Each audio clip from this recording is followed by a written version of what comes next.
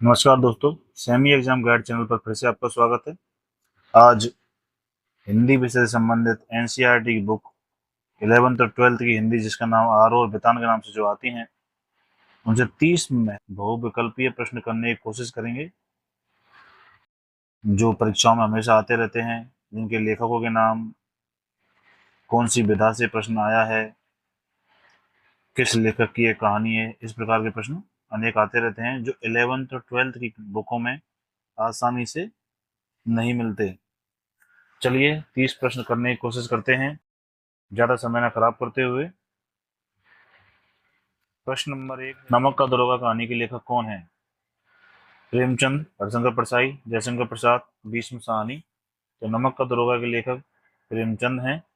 आप सभी जानते हैं, बहुत ही प्रसिद्ध कहानी है। Option number A right answer हो जाएगा। प्रश्न नंबर 2, पतंग कविता के कवि कौन है? नागार्जुन, आलोक धनवा, केदारनाथ सिंह, धूमिल।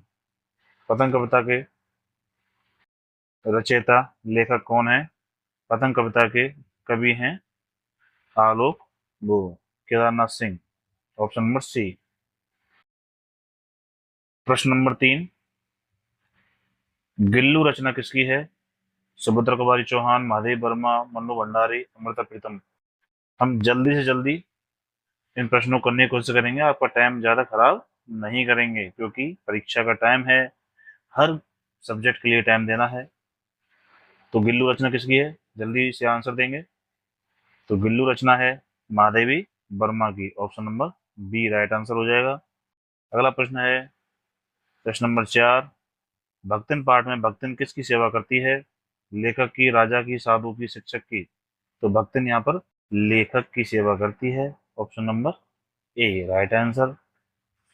प्रश्न नंबर 5, आत्मकथ्य कविता के लेखक कौन है? निराला, सूर्यकांत त्रिपाठी निराला, अज्ञे, रामधारी सिंह दिनकर, हरवंश राय बच्चन।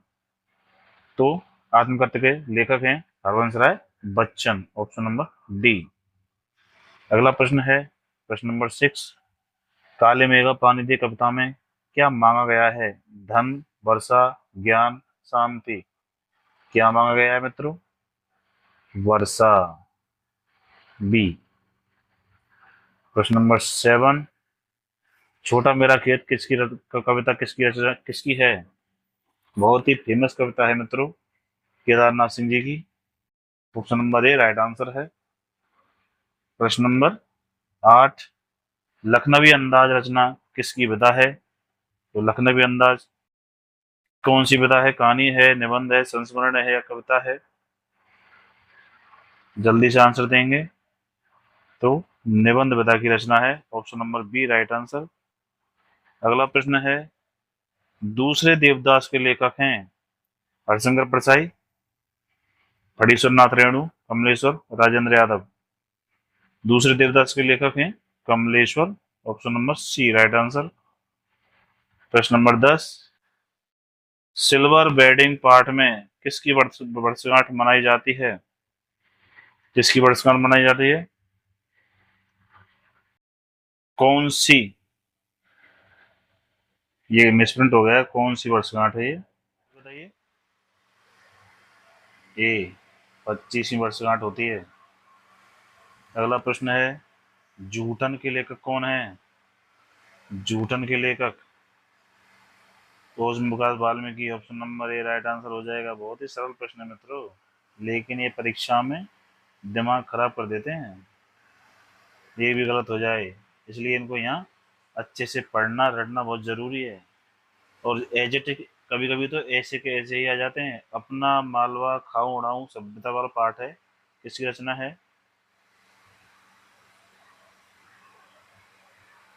किसकी रचना है? हरिशंकर परसाई की। Option number B.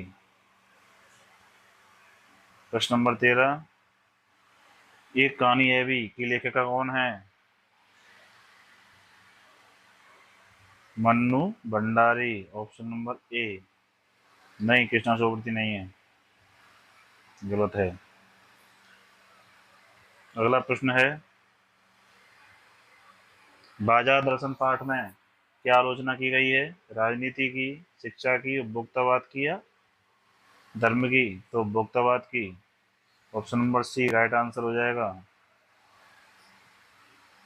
अगला प्रश्न है 15वां। सूरदास किस काल के कवि हैं? तो सूरदास किस काल के कवि हैं आप सभी जानते हैं। सूरदास भक्ति काल के कवि हैं, कृष्ण भक्ति परंपरा के।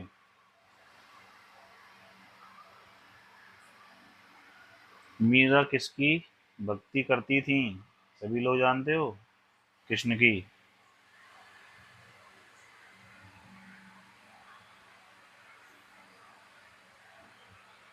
कबीर किस भाषा में रचनाएं करते थे? साधुकड़ी भाषा में। तो कबीर की साधुकड़ी भाषा में रचनाएं करते थे। रामचंद्र शुक्ल जी ने इनकी भाषा को साधुकड़ी भाषा कहा है। प्रश्न नंबर 18। तुलसीदास की प्रमुख रचना? रामचरितमानस, गीतांजलि, कामायनी, गोदान। तो रामचरितमानस तुलसीदास जी की बहुत महत्वपूर्ण रचना है। गीतांजलि नहीं है। कामायनी जयशंकर प्रसाद की है। गोदान प्रेमचंद की है। गीतांजलि रविन्द्रनाथ टैगोर की है शायद। प्रश्न नंबर 19। कामायनी का रचयिता अभी बताया था जयशंकर प्रसाद। प्रश्न नंबर 20। गोदान उपन्यास के लेखक कौन है? उपन्यास सम्राट श्री प्रेमचंद। ऑप्शन नंबर ए। प्रश्न नंबर 21। गीतांजलि का रचयिता? ए टैगोर, रविन्द्रनाथ टैगोर, कुछ ठाकुर भी कहते हैं इनको। बहुत मुख्य रचना है इनकी गीतांजलि। शायद का नोबेल मिला था इसको। पंत किस छायावादी कवि के रूप में जाने जाते हैं? किस छायावादी कवि को कहते हैं? सुमित्रानंदन पंत। ये इनकी 4 लोग थे। इनको बोलते थे पिरसुमन काल। क्या बोलते थे? पिरसुमन काल, छायावाद काल को। तो पा से बनता है प्रसाद, सा से बनता था सुमित्रा, माँ से महादेव वर्मा, ना से निराला। ऐसे बोलते थे। 4 स्तंभ थे छायावाद के। दिनकर को दिनकर को किस नाम से जाना जाता है? किस नाम से? राष्ट्र कवि के नाम से जाना जाता है दिनकर को। कुरुक्षेत्र की बहुत फेमस रचना है।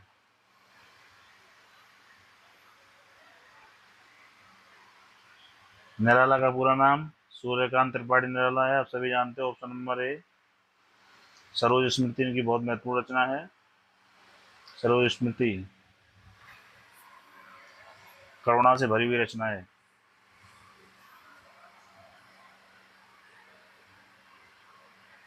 अज्ञे का वास्तविक नाम सच्चिदानंद हीरानंद बादशाह अज्ञे। प्रश्न नंबर 26। धूमिल किस विधा के रचनाकार हैं? धूमिल बहुत ही अच्छे कवि हैं मित्रों। धूमिल जल्दी बताइए। कविता। Option number A. कविताएं बहुत शानदार करते हैं धूमिल।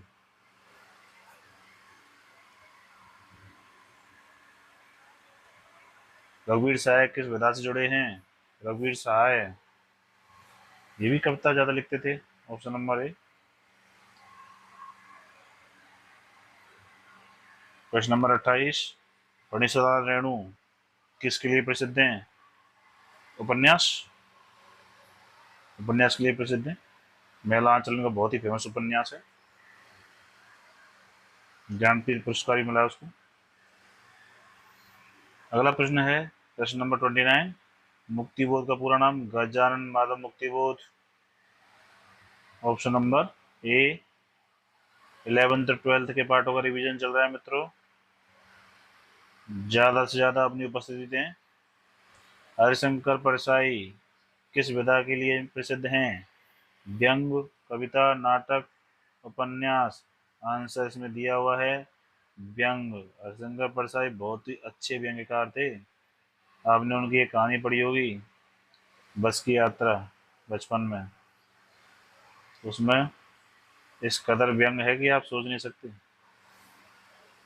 इस प्रकार मित्रों 11 और 12 के आज 30 प्रश्न किए।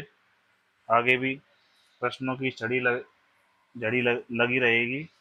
हमारे चैनल पर बने रहें और कमेंट्स करके बताएं कि आपको किस तरह के वीडियो पसंद हैं। तब तक के लिए धन्यवाद। नमस्कार। जय हिंद।